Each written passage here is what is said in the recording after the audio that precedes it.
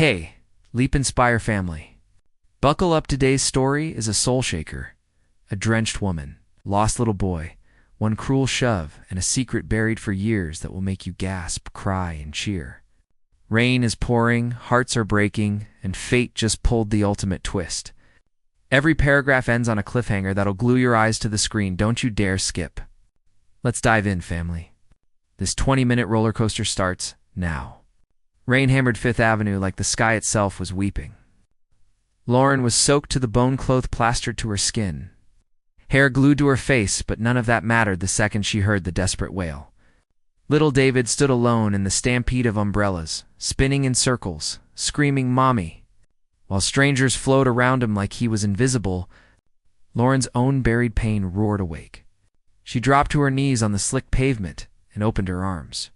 "Come here, sweetheart. I'll help you find her."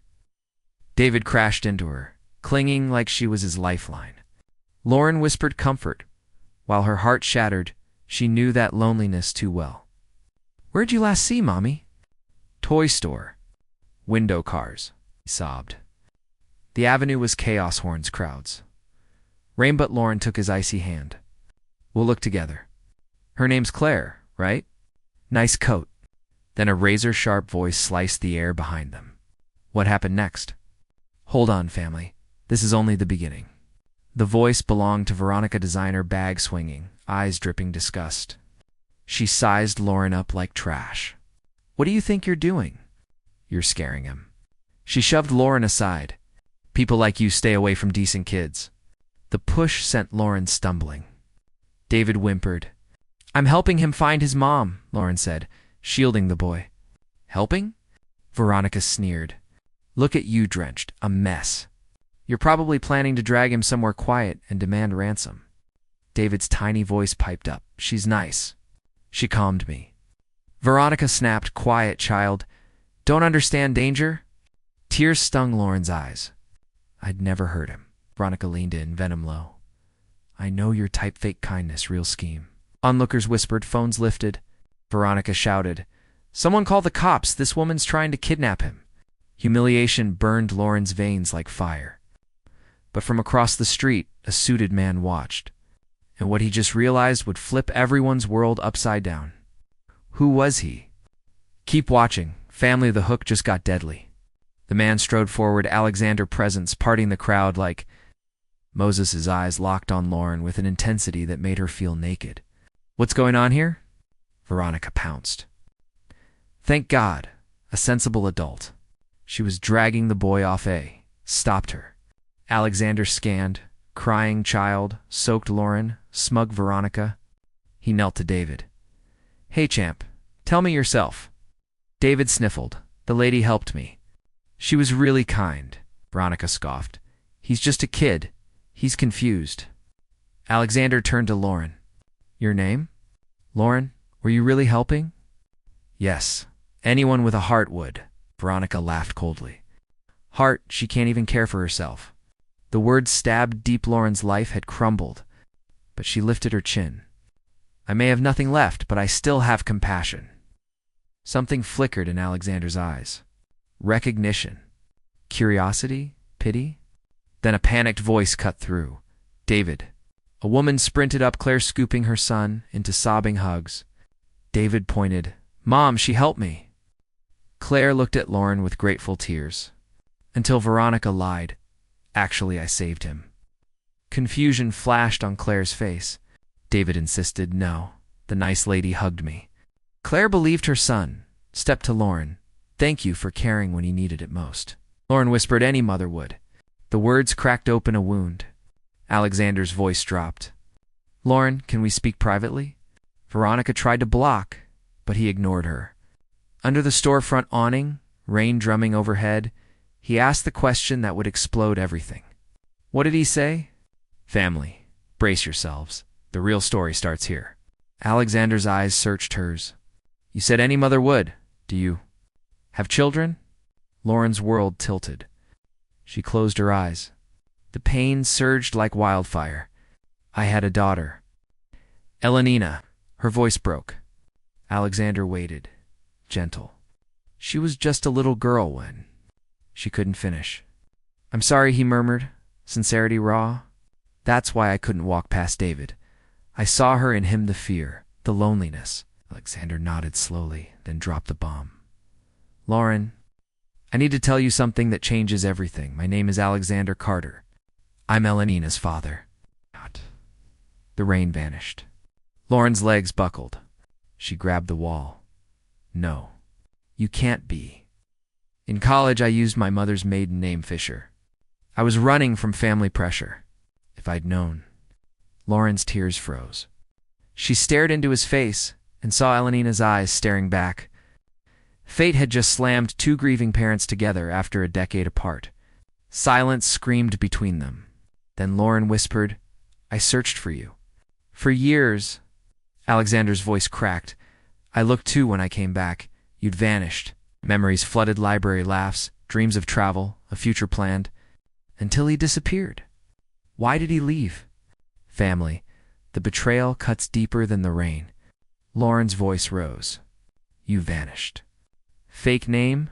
Dead number I? Thought you played me? Alexander's eyes welled. My father had a heart attack.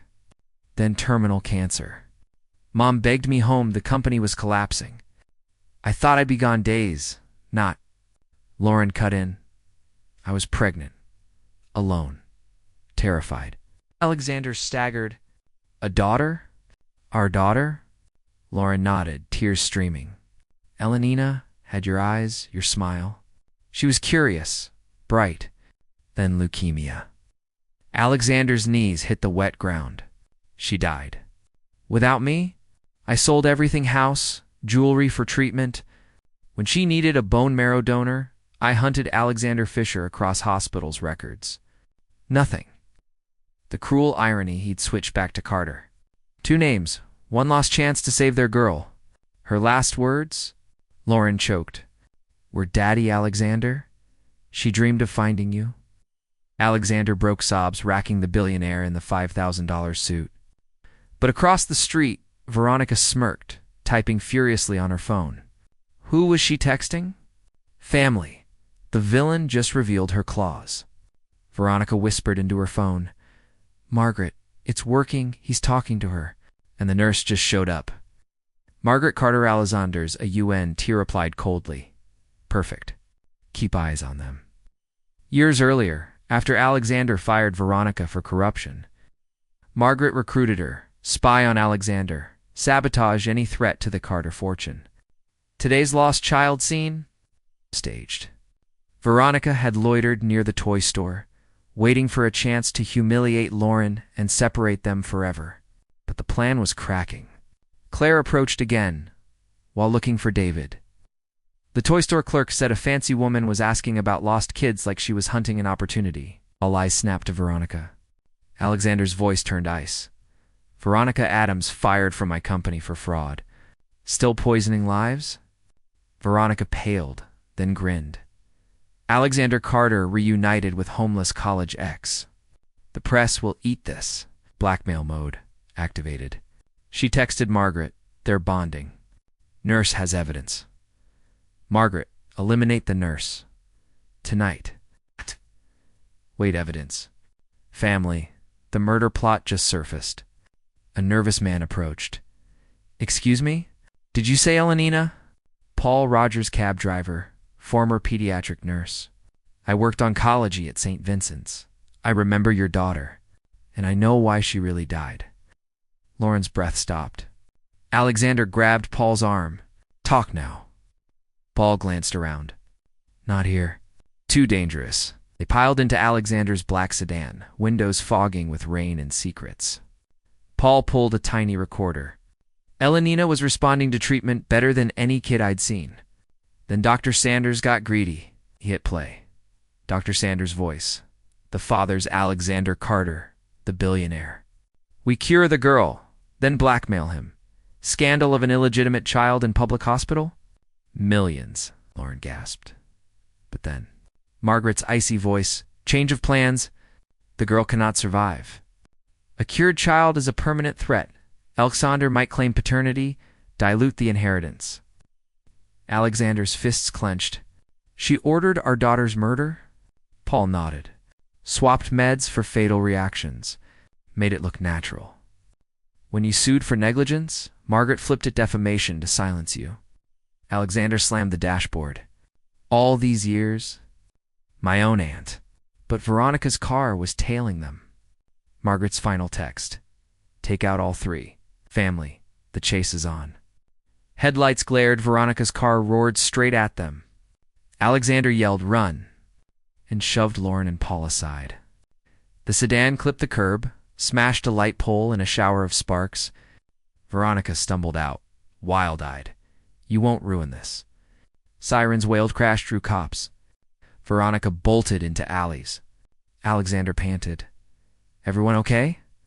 Lauren nodded, shaking. Paul clutched his backpack. Recordings, falsified charts, payment logs, everything.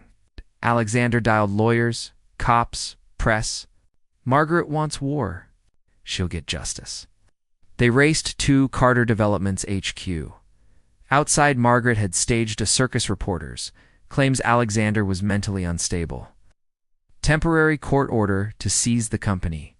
But Alexander stepped out, Lauren and Paul at his side, faced the cameras. "My daughter Elenina was murdered on my aunt's orders to protect inheritance. Here's the proof." Paul hit play. Margaret's voice boomed. "The girl cannot survive." The crowd erupted. Live feeds exploded nationwide.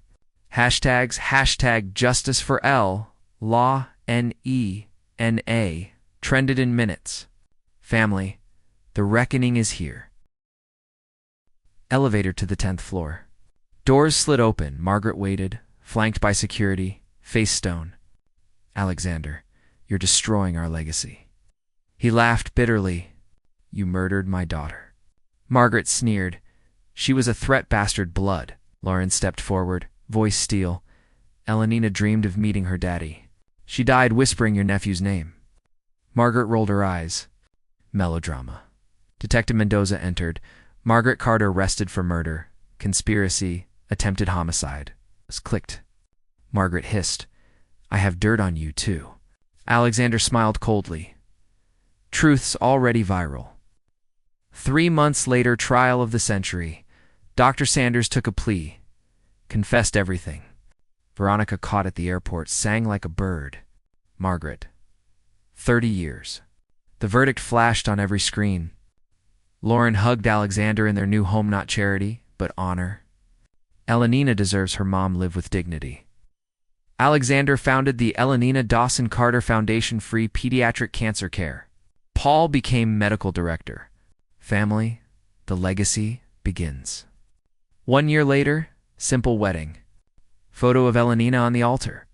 Paul's toast. Elenina waited years for justice. Now her love saves hundreds.